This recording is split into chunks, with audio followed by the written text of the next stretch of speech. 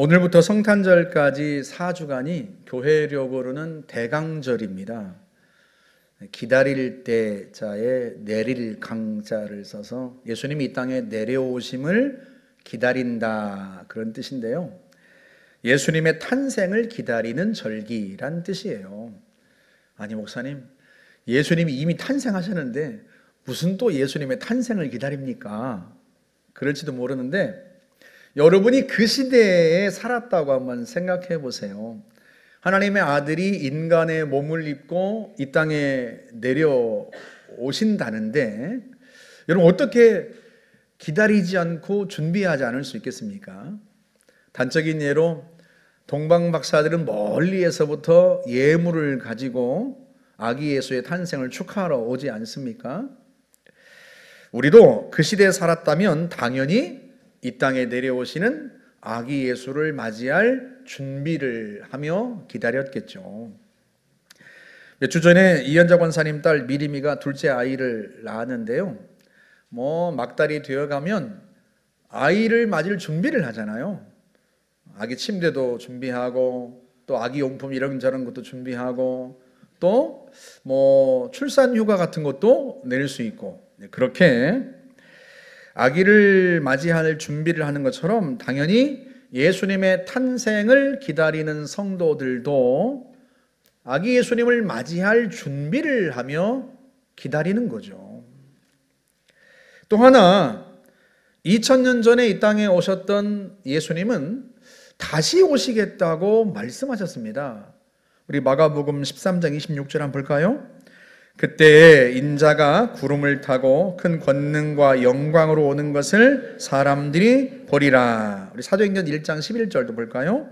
이르되 갈릴리 사람들아 어찌하여 서서 하늘을 쳐다보느냐, 너희 가운데서 하늘로 올려지신 이 예수는 하늘로 가심을 본 그대로 오시리라 하였느니라. 아멘. 그때가 언제인지는 모르지만 예수님께서 다시 오시겠다고 말씀하셨으니 마땅히 우리는 다시 오실 예수님을 기다려야 하지 않겠습니까? 그렇게 대강절은 첫째, 아기 예수의 탄생을 기다리고, 둘째, 다시 오실 예수님을 기다리는 절기입니다.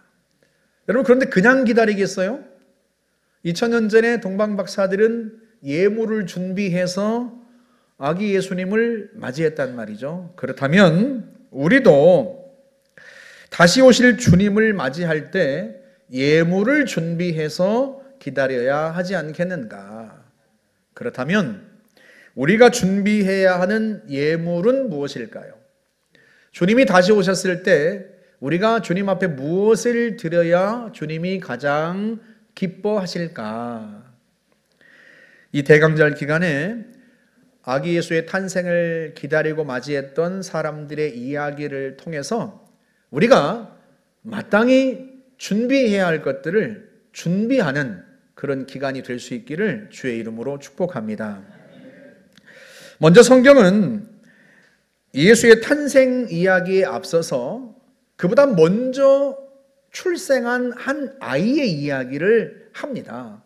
후에 세례 요한이라고 불리게 되는 아이인데요, 왜 성경은 예수님이 이 땅에 오시는 이야기에 앞서서 그의 출생을 먼저 이야기할까? 천사가 그 아버지 사가랴에게 전해준 메시지부터 한번 볼까요? 오늘 본문 16절을 한번 보십시다. 그가 이스라엘 자손을 주 곧 그들의 하나님께로 많이 돌아오게 하겠습니다. 그는 이스라엘을 그들의 하나님께로 많이 돌아오게 할 사람이다.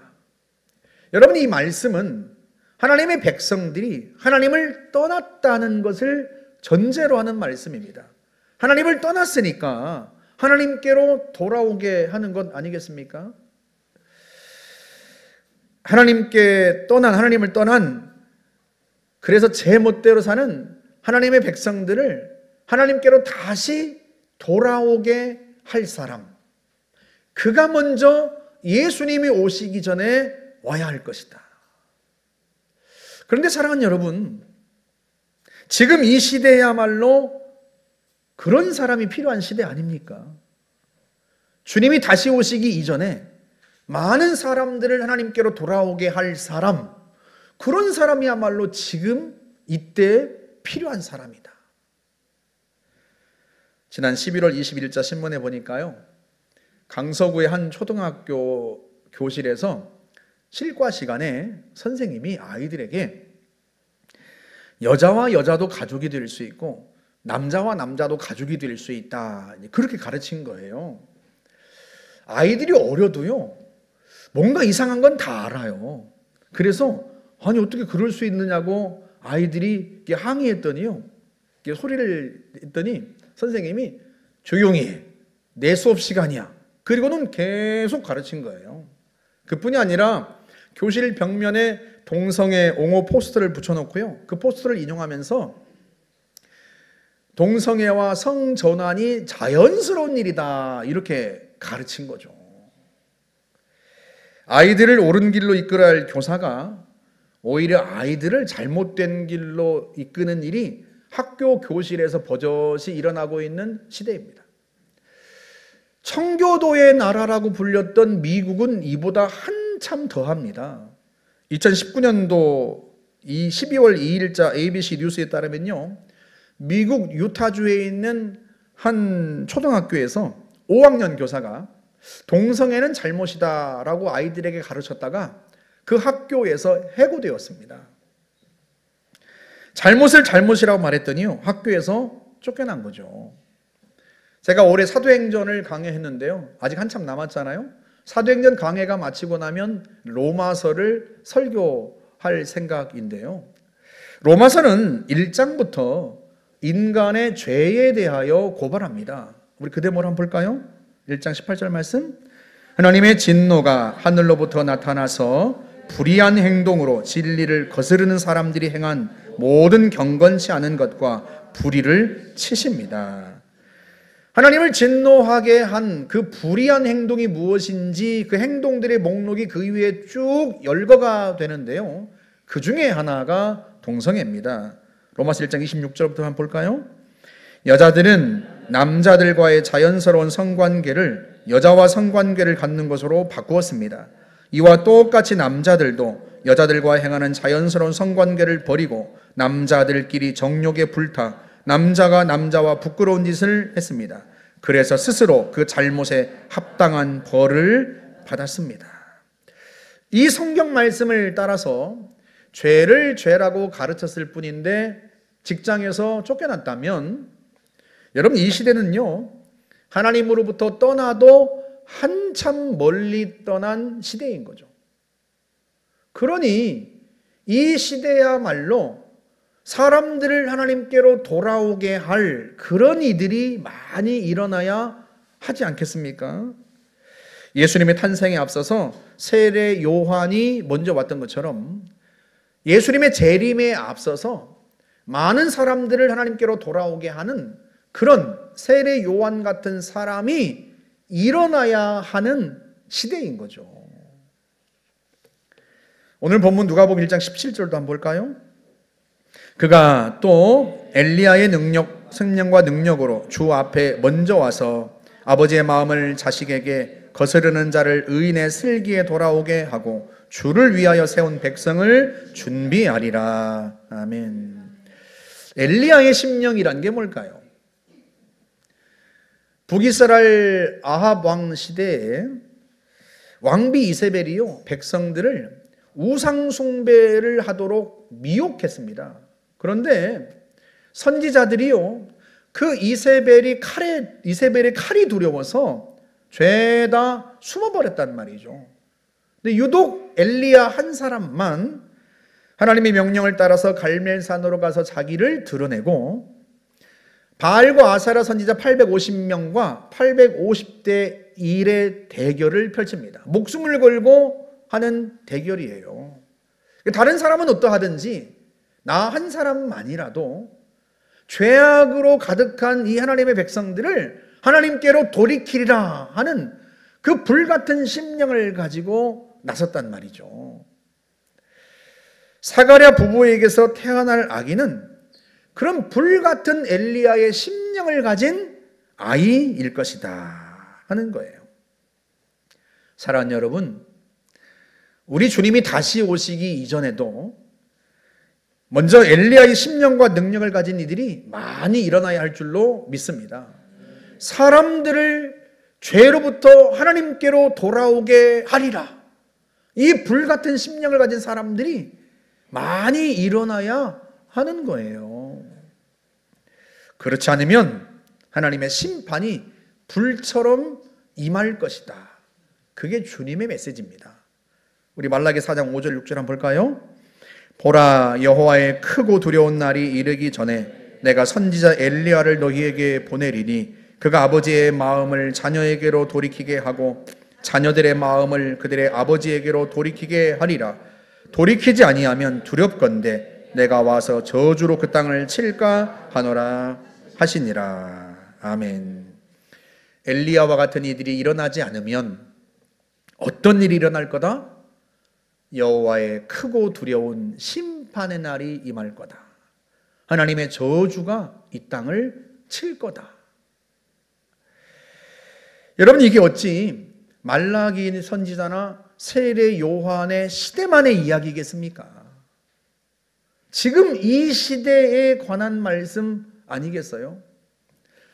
말라기 선지자 시대나 세례 요한의 시대보다요, 지금 이 시대가 더 악하고 더 음란한 시대란 말이죠.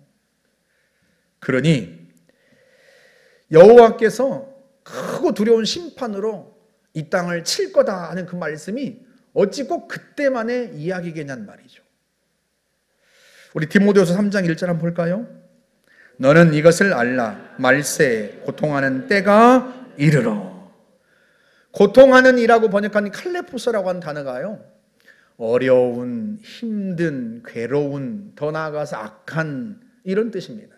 그러니까 신앙생활하기 참 어렵고 힘들고 괴로운 그런 악한 시대가 오는데 그게 곧 말세다, 이런 뜻이에요. 그런데 그 말세에 나타날 일들을 그 후에 그 목록들을 쭉 열거하는데요, 이게 꼭 이 시대의 이야기 같아요. 저는 그게 두려워요. 그 후에 이어지는 말씀을 우리 천천히 한번 읽어볼까요? 디모데후서 3장 2절부터 사람들이 자기를 사랑하며 돈을 사랑하며 자랑하며 교만하며 비방하며 부모를 거역하며 감사하지 아니하며 거룩하지 아니하며 무정하며 원통함을 풀지 아니하며 모함하며 절제하지 못하며 사나우며 선한 것을 좋아하지 아니하며 배신하며 조급하며 자만하며 쾌락을 사랑하기를 하나님 사랑하는 것보다 더하며. 제가 굳이 한 단어 한 단어 설명하지 않아도요, 여러분, 이 목록들이 지금 이 시대를 가리키는 것처럼 보인단 말이에요. 그러니 엘리야의 심령을 가진 이들이 일어나서 사람들을 하나님께로 돌이키지 않는다면 하나님의 저주가 마치 소돔과 고모라에 임했던 것처럼 이 땅에 임하지 않으리란 법이 어디 있겠습니까? 아니, 그럼 목사님, 엘리야의 심령을 가진 사람들이 일어나도록 기도하자는 말씀입니까? 예, 물론입니다. 그리고 한 가지 덧붙여서 저와 여러분이 그 엘리야가 되어야 하지 않겠습니까? 사람들을 하나님께로 돌아오게 하는 그런 엘리야가 되어야 하지 않을까? 아니, 목사님, 나같이 평범한 사람이, 우리같이 평범한 사람이 어떻게 엘리야 같은 사람이 될 수 있겠습니까? 여러분, 아닙니다. 엘리야도요, 지극히 평범한 사람이었어요. 야고보서 5장 17절에서요, 엘리야는 우리와 성정이 같은 사람이라고 말씀합니다. 우리와 똑같은 사람이었단 말이죠. 우리처럼 똑같은 평범한 사람이었는데 하나님이 그를 쓰신 것뿐이에요. 우리 실제로 엘리야가 성경에 처음 등장했던 열왕기상 17장으로 한번 가볼까요? 1절 말씀 한번 보십시다. 길르앗에 우거하는 자 중에 디셉 사람 엘리야가 아합에게 말하되 내가 섬기는 살아계심을 두고 맹세하노니. 이게 처음 엘리야가 나타난 장면인데요. 엘리야가 길르앗 지역에 있는 디셉 출신이다, 그렇게 소개를 합니다. 우리로 치면 강원도에 있는 춘천 출신이다, 이렇게 소개를 한 거란 말이죠. 그런데 디셉이란 이 동네가요, 성경에 딱 한 번 나와요. 여기 성경 지리학자들도요, 여기가 어딘지를 몰라요. 왜 모르겠어요? 너무 깡촌이니까. 여러분, 거제도가 어딘지 아세요? 아마 다 아실 거예요. 거제도가 워낙 큰 섬이기도 하지만 누가 거기에서 나왔죠? 누구요? 아유, 김영삼 대통령. 종찬 형제도 알잖아요. 생가도 거기 있고. 그러니까요, 대한민국 사람들은요, 거제도가 어디 있는지는요, 누구나 다 잘 압니다. 유명한 인물이 나왔으니까. 오식도는 어디 있는 줄 아세요? 아무도 모릅니다. 왜 그래요? 인물을 배출한 적 없는 깡촌이라 그래요. 거기에서 제일 큰 인물이 바로 접니다. 그러니 사람들이 거기가 어딘지 어찌 알겠어요. 네? 근데 엘리야가 그런 사람인 거예요. 도대체 디셉이라는 동네가 어디 있는지를 몰라요. 얼마나 깡촌이면 그러겠습니까? 한 번도 인물을 배출한 적 없는 지역입니다. 여러분, 열왕기상을 기록한 저자들도 한번 생각해 보세요. 엘리야가 어떻게 태어났는지, 어린 시절을 어떻게 보냈는지, 심지어 어떻게 사명을 받았는지 기록할 수 있지 않습니까? 그런데 아무것도 기록하지 않습니다. 성경 저자들이, 열왕기상을 기록한 저자가 몰랐으면 여러분, 성령께서라도 알려주셔서 기록하게 할 법도 하지 않습니까? 여러분, 모세나 사무엘 같은 사람들은 어떻게 태어났는지, 어떻게 자랐는지 다 설명하잖아요. 하다못해 다윗 같은 사람은요, 어린 시절이 어땠는지 기록이라도 하잖아요. 근데 엘리야는요, 아무것도 기록하지 않습니다. 왜 성령께서 굳이 가르쳐주지 않으셨어요, 저자에게? 진짜 무명의 사람이니까. 인물을 배출한 적 없는 깡촌에서 태어난 진짜 무명의 사람이니까. 그래서 기록을 안 한 거예요. 여러분, 엘리야만 그래요? 아모스 선지자도 마찬가지입니다. 제가 대학에 입학했더니요, 교정에 현수막이 딱 걸려 있는데요, 공법을 물같이, 정의를 하수같이 딱 붙어 있어요. 신학교 교정에만 붙어 있는 게 아니에요. 시내에 나왔더니요, 서울 시내 곳곳에 정의를 강물같이, 하수같이 흘릴지어다, 성경 구절이 붙어 있어요. 그게 아모스 선지자의 메시지거든요. 그런데 이 아모스가 본래 어떤 사람인가? 베들레헴 남쪽에 있는 드고아라고 하는 시골에서 태어난 목동입니다. 양떼를 치던 목동이에요. 사람들이, 야, 네가 목동 주제에 무슨 하나님의 말씀을 전하냐? 그리고 빈정댔습니다. 그랬더니 아모스가 뭐라고 대답을 해요? 우리 아모스 7장 한번 가볼까요? 14절 15절. 아모스가 아마샤에게 대답하여 이르되 나는 선지자가 아니며 선지자의 아들도 아니라 나는 목자요 뽕나무를 재배하는 자로서 양떼를 따를 때 여호와께서 나를 데려다가 여호와께서 내게 이르시기를 가서 내 백성 이스라엘에게 예언하라 하셨나니.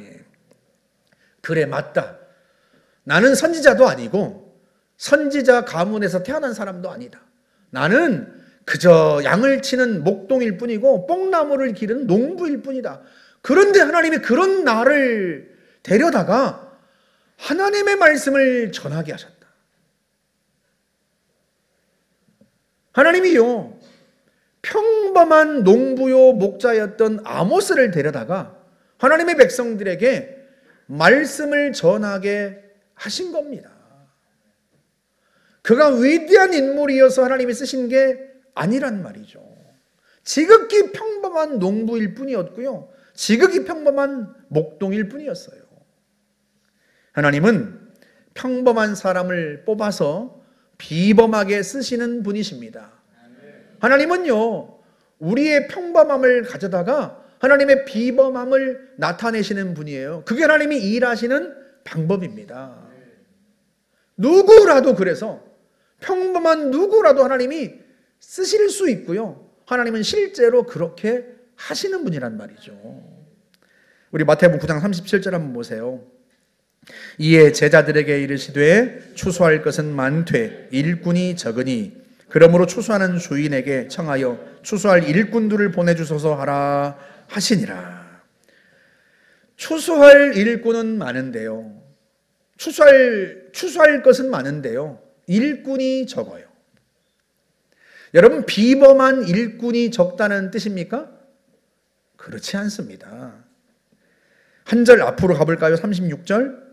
무리를 보시고 불쌍히 여기시니 이는 그들이 목자 없는 양과 같이 고생하며 기진함이라. 목자 없는 양처럼 고생하고 지친 영혼들을 돌볼 목자가 필요한 거예요. 많은 군중을 이끌 탁월한 리더십을 갖춘 사람이 필요한 게 아니에요. 만약에 그런 탁월한 리더십을 갖춘 사람이 필요했다면 일꾼을 많이 보내달라고 우리 주님께서 기도하라고 가르치지 않으셨을 거예요. 여러분, 군중을 이끌 리더는요, 몇 명만 있으면 돼요. 그런데 군중을 이끌 리더가 필요한 게 아니라요, 지치고 힘든 양떼를 돌볼 목자가 필요한 거예요. 지치고 힘든 그 한 사람을 돌볼 목자들이 많이 필요한 거죠. 한 영혼의 목자가 필요한 겁니다. 평범한 목자가 필요한 거예요. 비범한 리더가 필요한 게 아니고. 그게 주님의 말씀이었어요. 제가 우리 정찬수 성도님을 볼 때마다 참 고마워요. 왜냐하면 달리 고마운 게 아니라요, 늘 사람을 챙겨요. 본인도 이번에 세례 받으셨잖아요. 일부 때 예배드리고 하셨습니다만 우리 이종근 소방관님도 세례를 받으셨거든요. 근데 이분이 매주 화요일마다 나와가지고 같이 점심 먹고 제 아내하고 성경 공부하고 그런단 말이죠. 성경 공부할 때마다 늘 눈물을 흘리고 감동을 받고 그러신다고 그래요. 믿음이 서가는 거죠. 어제는요, 딸들을 전도해야 되는데 어떻게 할지 모르겠다고 그러세요. 지난주에는 청년들 5분 집에 있다고 빌려주신다고 했는데요, 차로 가지러 가겠다고 했더니 아니라는 거예요. 굳이 자기가 가지고 오겠다는 거예요. 우리가 아는 것처럼 우리 이종훈 소방관님이 다계통 위축증을 앓고 있거든요. 근육이 점점 힘이 빠지는 병입니다. 이게요, 물건을 들 수가 없어요. 근데 어떻게 그걸 가져오겠어요? 그런데 보니까 가져오셨어요. 어떻게 가져왔는가? 딸을 앞세우고 가져오셨어요. 26살짜리 승주, 우리 은사하고 동갑인 아이가, 여자아이가요, 그 5분을 들고 보람 아파트에서 여기까지 온 거예요. 여기까지. 그래가지고, 승주야, 고맙다. 전화번호 좀 주어라 했더니, 괜찮습니다. 그래요. 아니, 네가 괜찮은지 모르겠는데 내가 안 괜찮아. 전화번호 줘. 그랬더니 괜찮대요. 괜찮대. 안 주고 가요. 안 주고. 그 딸들을 어떻게 전도할지 그러고 계시더라고요. 이분이 어떻게 믿음이 저렇게 서갈까? 물론 그분이 믿음이 서가는 데는 많은 분들의 섬김이 있겠지만 그 중에 우리 정찬수 성도님의 그 돌봄이 큰 몫을 하지 않겠습니까? 늘 전화해서 교회로 밥 먹으러 오라고 하고 같이 산책하자고 하고 늘 챙기시는 거예요. 오늘도 봐요. 저 설현수 형제, 저 세 가족을 자기 옆에 딱 앉혀가지고 저렇게 챙기시는 거 봐요. 본인도 세 가족이면서. 왜 그렇게 하겠어요? 제가 그 속은 모르긴 몰라도 아마도요, 이 한 사람 정도는 내가 돌볼 수 있지 않겠나, 그 마음일 거예요. 주님이 우리에게 요구하시는 게 다른 게 아니에요. 한 영혼의 목자는 될 수 있지 않겠나? 군중을 이끄는 리더는 될 수 없어도 지치고 힘든 한 영혼을 돌볼 수는 있지 않겠나? 그 일꾼이 많이 필요하다는 거예요. 대단한 리더라면 그렇게 많이 필요하지 않아요. 그런데 한 영혼을 돌볼 목자는 많이 필요한 거예요. 그 목자를 보내달라고 기도해라. 그게 무슨 뜻이겠어요? 너도 그런 목자가 되고, 그리고 또 너처럼 그렇게 지친 영혼을 돌볼, 한 사람을 돌볼 목자가 더 많이 일어날 수 있도록 기도해라. 그게 주님께서 제자들에게, 우리에게 부탁하시는 말씀 아니겠습니까? 엘리야의 심령을 가진 세례 요한은요, 예수님 앞에 먼저 와서 사람들을 회개하게 했습니다. 주님이 공생애를 시작하시자 많은 사람들이 예수님께로 나왔는데요, 오늘 말씀에 따르면 주의 백성을 누가 준비했어요? 그 백성들을 세례 요한이. 그렇다면 우리도 다시 오실 주님 앞서서 그렇게 사람들을 주님께로 돌아오게 해야 하지 않겠나? 우리가 그런 세례 요한 같은 사람이 되어야 하지 않겠냐 말이죠. 우리가 세례 요한처럼 많은 사람들을 주님께로 이끌지는 못해도 주님이 기도를 부탁하신 것처럼 한 영혼을 돌보고 한 영혼을 이끌어서 다시 오실 주님 앞에 그 한 영혼과 함께 그 주님을 맞이할 수 있지 않겠는가 말이죠. 결국 다시 오실 주님 앞에 우리가 드려야 할 예물은 다른 게 아니에요. 하나님께 돌아와야 할 한 영혼, 그 한 영혼이요, 우리 주님께, 다시 오실 주님께 드릴 예물입니다.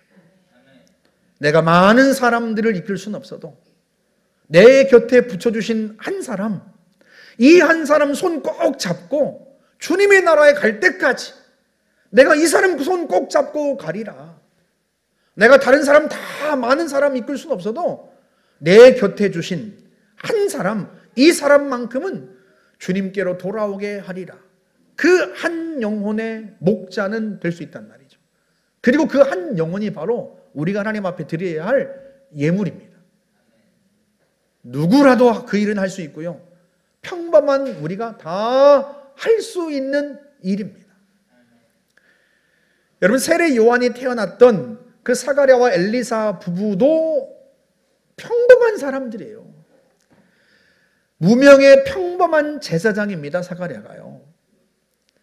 심지어요, 그 사가랴 부부는요, 평범하다 못해서 큰 결핍이 있던 가정입니다.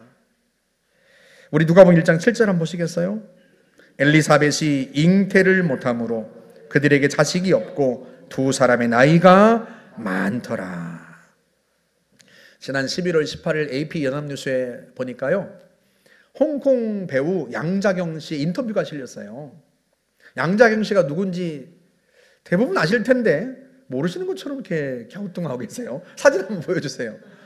저희 학생 때요, 예스마담 시리즈로 날렸던, 네, 그분입니다.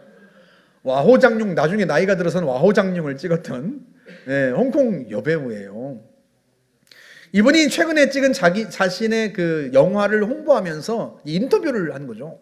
그런데 인터뷰하면서요, 무슨 얘기를 했는가 하면, 제 인생에서 가장 큰 슬픔은 아이를 가질 수 없다는 겁니다.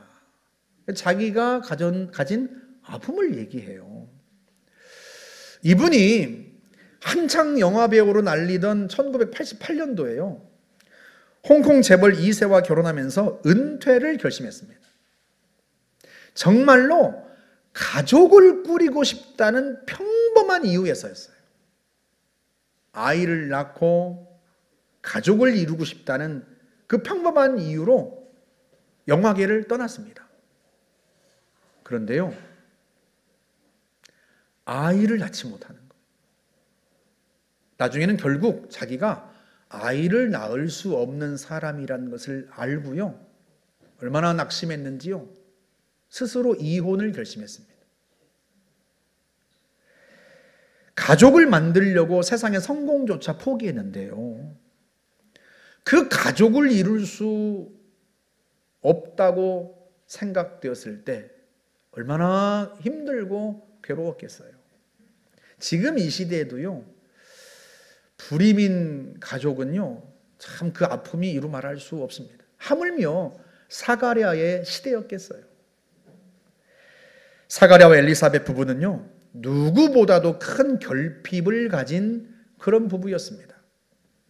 그런데 큰 결핍이 있는 이 부부를 통해서요, 하나님께서 세례 요한 같은 인물이 나게 하십니다.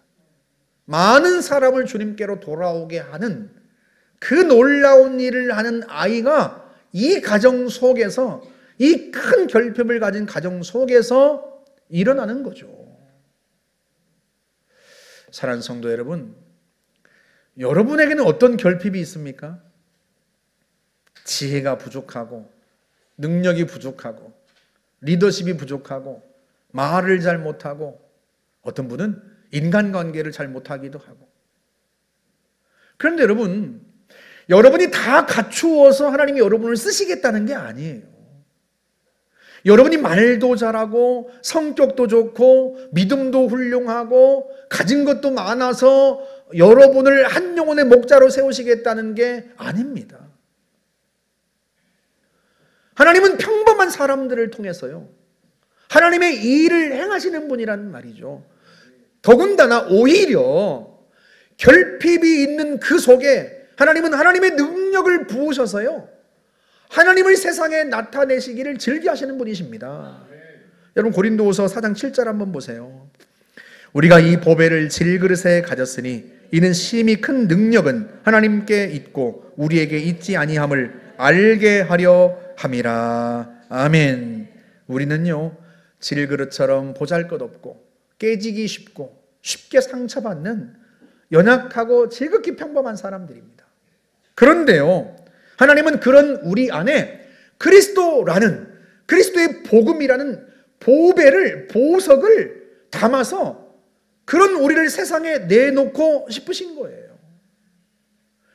그릇이 보잘것 없으면 없을수록요, 그 안에 담긴 보석은 훨씬 더 빛나고 돋보이지 않겠습니까?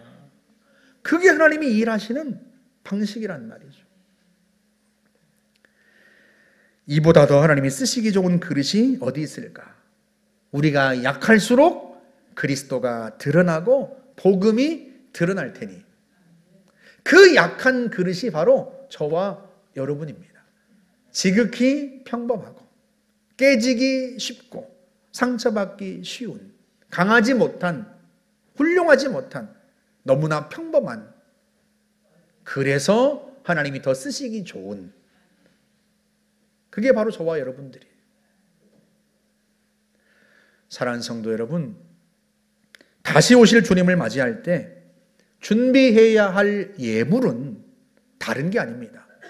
주님이 생명 바쳐 구원하고 싶었던 한 영혼, 그 한 영혼이 주님께 마땅히 드려야 할 예물이고요, 주님이 그 한 영혼을 받으실 때 그보다 더 기뻐하실 게 어디 있겠습니까? 우리가 이 땅을 살아가면서 내가 주님 나라에 가는 그 순간까지 한 영혼, 내 곁에 붙여주신 한 영혼 손을 꼭 잡고 그와 함께 끝까지 신앙을 지키면서 주님을 맞이하리라. 내 곁에 붙여주신 한 사람, 그 한 사람 잘 섬겨서 주님 다시 오시면 그 주님 앞에 그 한 영혼과 함께 주님을 맞이하리라. 우리가 그런 마음 가지고 살아가면 하나님이 얼마나 그런 우리를 보시고 기뻐하실까. 그런 우리를 만나러 달려오시는 재림 예수님의 발걸음이 얼마나 가벼우실까. 우리가 다 할 수 있습니다. 우리가 누구라도 그 일을 할 수 있어요. 우리 한번 이렇게 같이 따라서 해볼까요? 한 영혼의 목자가 됩시다. 한 영혼의 목자가 됩시다. 아멘. 아멘. 우리 데살로니가전서 2장 19절 20절 말씀을 함께 읽고 말씀을 마치도록 하겠습니다. 같이 한번 읽어볼까요? 우리의 소망이나 기쁨이나 자랑의 면류관이 무엇이냐? 그가 강림하실 때 우리 주 예수 앞에 너희가 아니냐?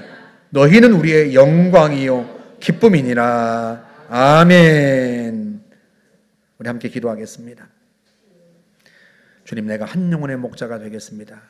우리 함께 기도하고 결단하면서 기도하고, 주님, 내가 이 한 영혼만큼은 깊이 읽고 주 앞에 세우고 그 영혼 붙들고 주님 맞이하겠습니다.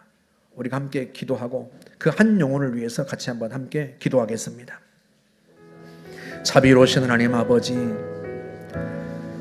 참으로 주님이 다시 오실 때 주 앞에 드려야 할 예물이 달리 무엇이 있겠습니까? 주님이 십자가 위에서 목숨을 버려 구하고자 했던 한 영혼, 그 한 영혼의 손을 잡고 다시 오시는 주님을 맞이할 수 있기를 원합니다. 그 한 영혼을 주님 앞에 예물로 드릴 수 있기를 원합니다.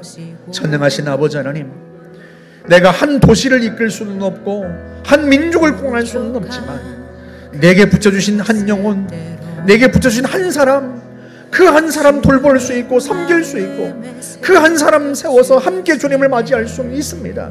전능하신 하나님 아버지, 그 한 영혼을 위하여 생명 바치신 주님을 우리가 기억하면서 하나님 아버지, 그 영혼 섬기겠습니다. 그 영혼 세우겠습니다. 돌보겠습니다.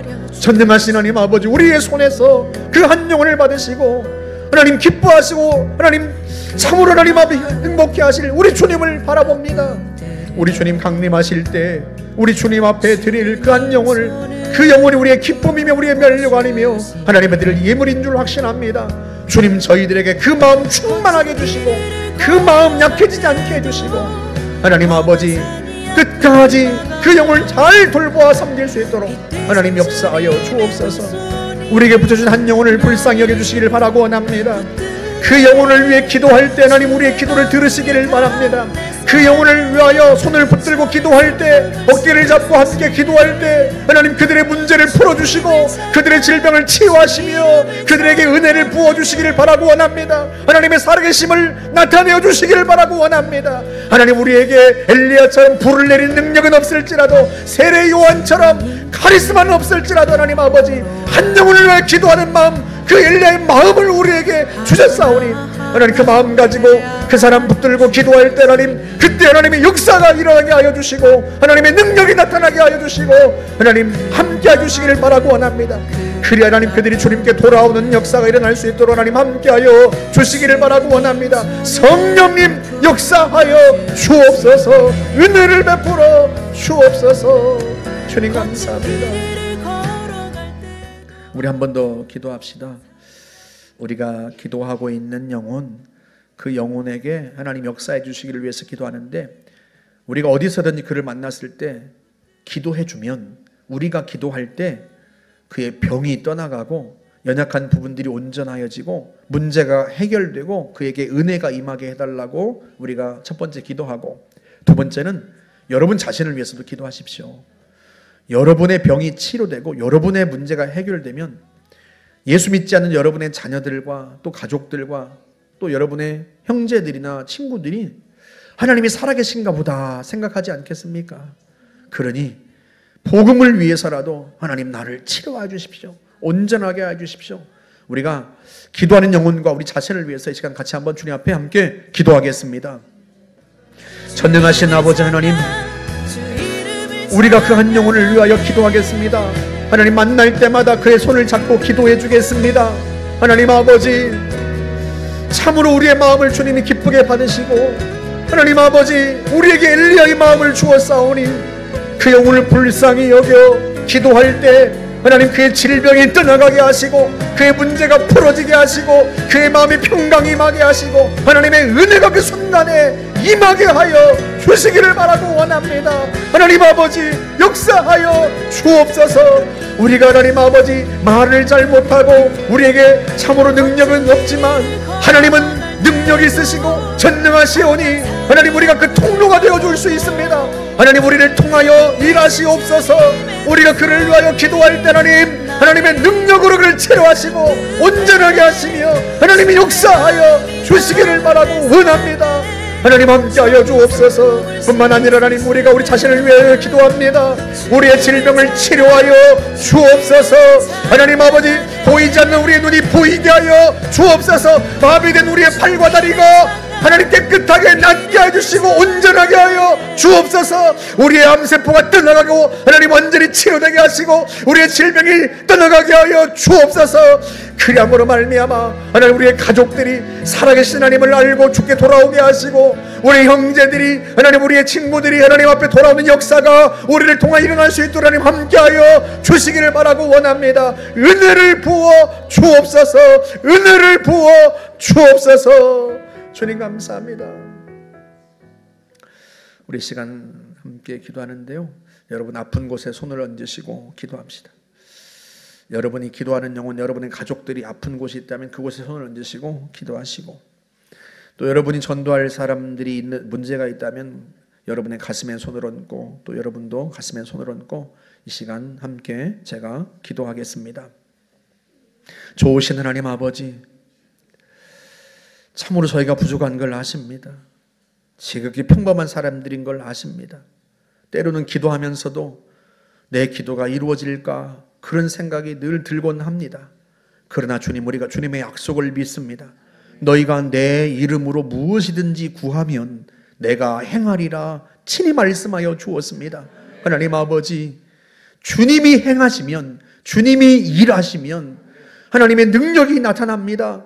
주님은 이 땅에 계실 때에도 보지 못하는 자를 보게 하셨고, 듣지 못하는 자를 듣게 하셨고, 걷지 못한 자를 걷게 하시고, 중풍병자도 치료하여 주시었습니다. 하나님 아버지, 주님이 일하시면 하늘의 능력이 나타날 줄 확신합니다. 그러하오니 주님의 언약대로 그 말씀을 성취하여 주옵소서. 지금 이 시간 우리가 주 예수 이름으로 구합니다. 하나님 아버지, 눈먼 자를, 보지 못한 자를 보게 하여 주옵소서. 마비된 팔과 다리를 깨끗하게 치료하여 주옵소서. 암세포들을 주 예수 이름으로 떠나가게 하여 주옵소서. 연약한 부분들이 온전해지게 하여 주옵소서. 모든 질병은 치료되게 하여 주옵소서. 나사렛 예수의 이름으로 더러운 암세포들은 떠나갈 치여다. 나사렛 예수의 이름으로 온몸은 건강하게 될 치여다. 예수의 이름으로 치유될 치여다. 나사렛 예수의 이름으로 눈은 치료되고, 나사렛 예수의 이름으로 귀는 치료되며, 나사렛 예수의 이름으로 발과 다리는 치료될 치여다. 나사렛 예수의 이름으로 난치병은 치료될 치여다. 전능하신 아버지, 주 예수의 이름으로 사랑하는 성도들의 허리를, 다리를, 고관절을 치료하여 주시어서 깨끗하게 하여 주옵소서. 그리함으로 말미암아 우리의 가족들이 참으로 하나님의 살아계심을 알고 주께 돌아오게 하여 주옵소서. 하나님의 역사하심을 보고 살아계심을 알고 주께 돌아오게 하여 주옵소서. 하나님뿐만 아니라 우리가 전도하려는 영혼, 우리가 섬기는 그 한 영혼을 위하여서 어디서든 만나면 기도해 줄 때 하나님의 능력으로 역사해 주시기를 바라고 원합니다. 너희가 내 이름으로 무엇을 구하든지 내가 행하리라 하셨사오니 주님이 행하실 줄 알아 그를 붙들고 기도하겠사오니 하나님 아버지 역사하여 주옵소서. 우리가 기도할 때 질병이 떠나가고 문제가 해결되고 그 마음의 평강이 임하게 하여 주옵소서. 나사렛 예수의 이름으로 우리가 섬기는 영혼들을 괴롭히는 더러운 사단의 권세들은 떠나갈 치여다. 나사렛 예수의 이름으로 그들을 괴롭히는 질병의 세력들은 떠나갈 치여다. 온전하여질 치여다. 전능하신 아버지, 길을 여시고 역사하여 주옵소서. 하나님 아버지, 한 영혼이라도 더 구원하고자 합니다. 세우고자 합니다. 주님 다시 오실 때 그 영혼들과 함께 기쁨으로 주님을 맞이하고자 하며 주님을 기쁘시게 해드리기를 원합니다. 하나님, 우리 가운데 역사하여 주옵소서. 놀라운 일을 행하실 주님을 찬양하옵고 예수님의 이름으로 기도하옵나이다. 아멘.